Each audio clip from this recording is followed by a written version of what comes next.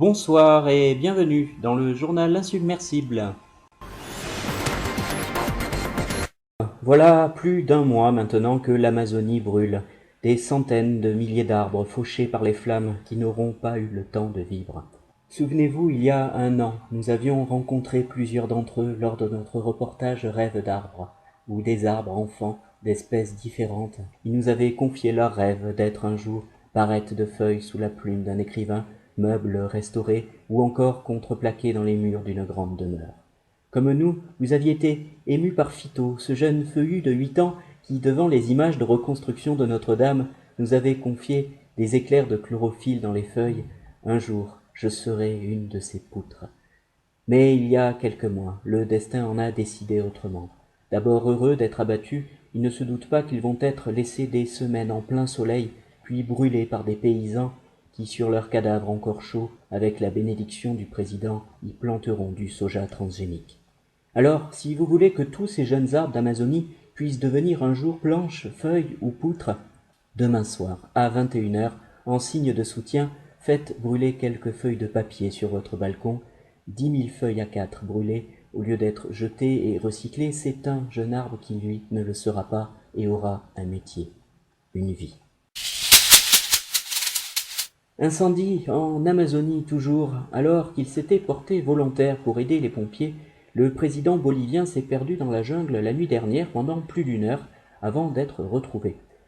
Oui, alors que j'apprends à l'instant que le corps des pompiers de Brasilia vient de proposer au président Bolsonaro, qui a survolé en avion avant-hier la forêt amazonienne, de l'emmener sur le terrain pour qu'il puisse mieux se rendre compte des dégâts.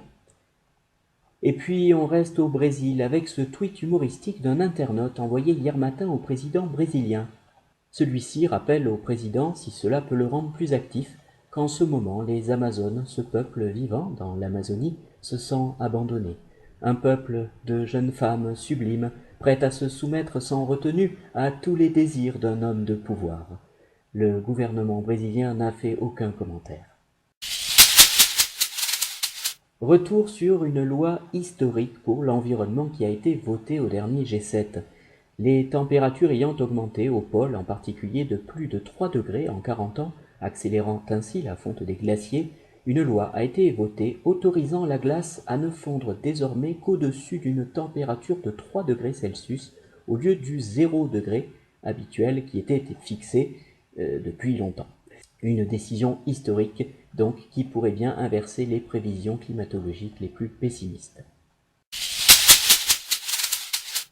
Alors qu'une autre nouvelle vient de tomber à l'instant, le président Bolsonaro vient d'annoncer un déploiement de plus de 1700 pompiers sur les zones des incendies au Brésil et a accepté la proposition des sapeurs-pompiers de Brasilia pour les accompagner le plus tôt possible sur le terrain pour, je cite, une meilleure évaluation de la situation, mais surtout rencontrer le peuple en souffrance de cette forêt amazonienne.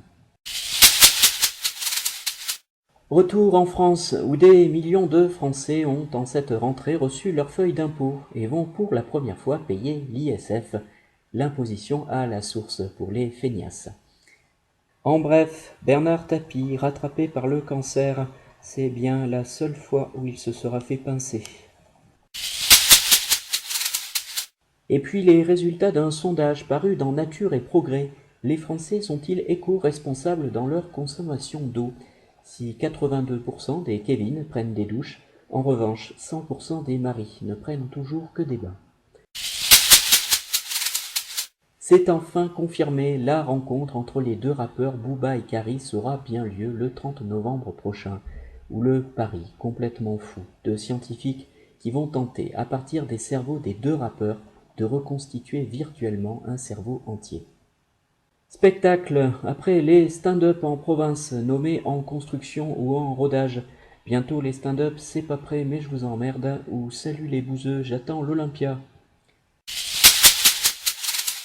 Et puis ne manquez pas dès ce soir sur Netflix la première saison de Manon des Sources, la série policière de cette rentrée sur le quotidien de la jeune Manon, indique pour la PJ de Marseille. C'est la fin de ce journal, je vous rappelle l'information principale. Ce matin, dans l'Oise, un cycliste pris de folie s'est arrêté à un feu rouge. L'homme âgé de 45 ans a été incapable d'expliquer son geste. Il a été placé ce soir en observation à l'hôpital Sainte-Anne. Prochain journal insubmersible, dimanche 19 h. D'ici là, bonne semaine en surface. Bonsoir.